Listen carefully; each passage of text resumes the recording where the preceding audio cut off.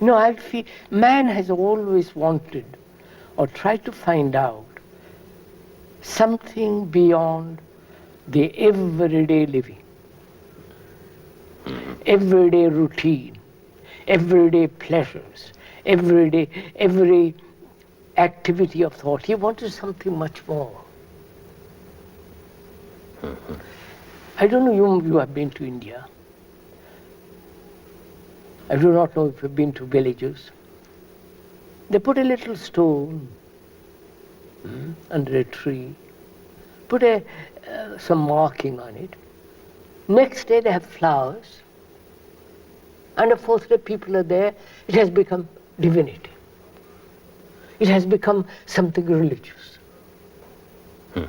That same principle is continued in the cathedrals. It's exactly the same thing when you Mass and all the rituals in India and all that. It begins there. The desire for human beings to find something more than what thought has put together. Not being able to find it, they romanticize it. They create symbols. Or somebody who has got a little bit of this, they worship. And around that they do all kinds of rituals, Indian puja, all that business goes on. And that's called religion, which has absolutely nothing to do with behavior, with our daily life. So, seeing all this, both in the West and the East, in the world of Islam, in the world of Hindu Buddhism and all that, it's the same principle going on. Worshipping an image which they have created, whether it's the Buddha or Jesus or Christ, it is the human mind that has created the image. Oh, yes. Oh, certainly. And they worship the image which is their own. In other words, they are worshipping themselves. And the division, the split, grows wider. Yes. So religion, when one asks, what is religion? Obviously, one must negate, in the sense, not brutally cut off, understand all this. And so negate all the religions.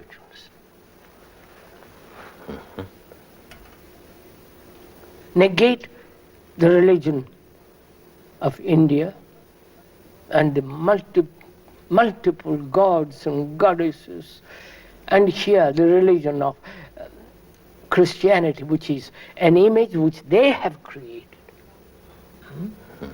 which is idolatry.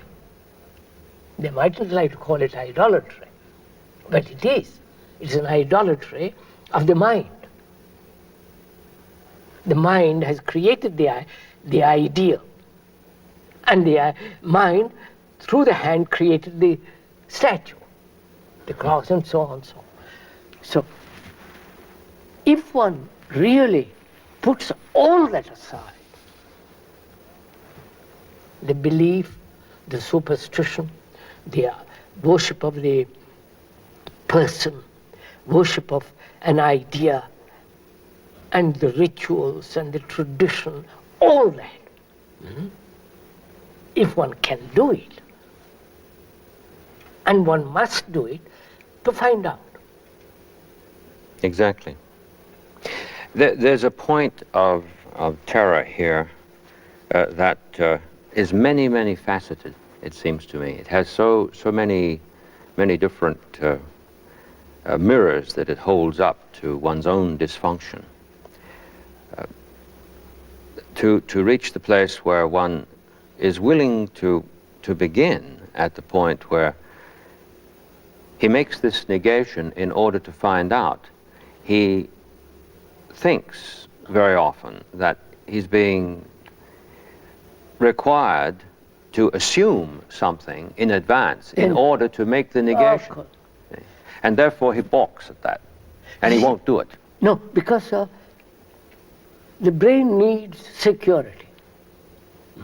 Otherwise it can't function. That's right. So it finds security in a belief, in an image, in rituals, in the propaganda of 2,000 or 5,000 years.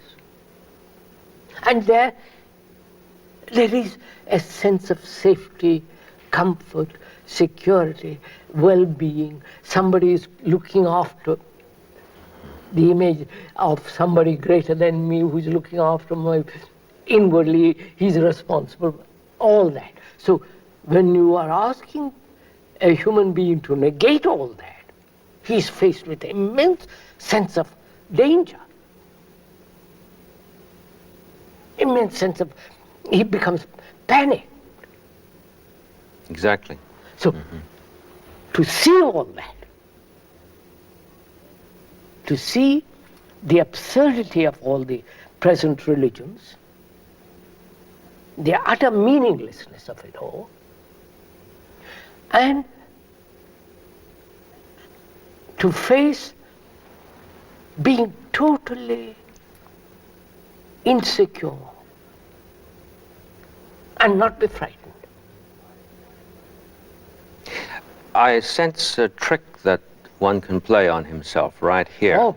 Again, I'm very grateful to you that we're exploring together this pathology Yes. and in its various facets.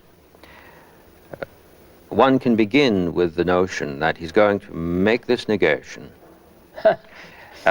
in order to attain to something better. No, that's not negation. And that's not negation at all. The negation is to deny what is false, not knowing what is true. Yes. To see the false in the false, and to see the truth in the false. And it is the truth that denies the false. You don't deny the false, but you see what is false. And the very seeing of what is false is the truth. Yes, of course. And that denies, that sweeps away all this.